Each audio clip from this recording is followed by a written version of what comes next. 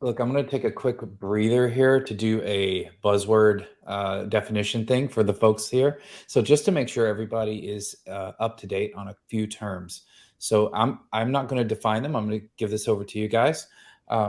Let's first say NFT, right? We've used this phrase how many times now in this discussion? It's a non-fungible token.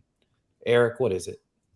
A non-fungible token is a token that can be distinguished from another, that is uniquely different. Let's start first with the opposite in that sense of what a fungible token is. A fungible token is one where everyone is indistinguishable from another. So an example in the real world would be gold.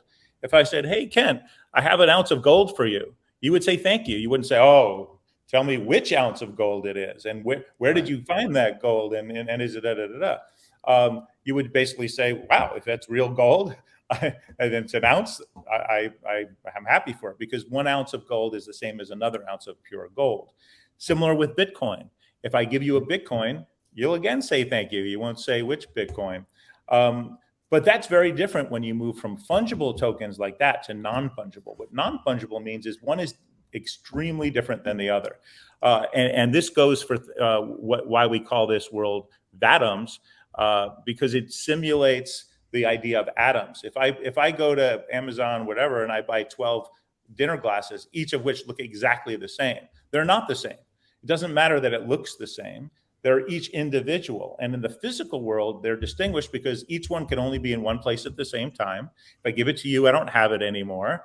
You know, they each can be authenticated as unique, and they have an origin and a provenance from when they were born and made all the way towards what they are now.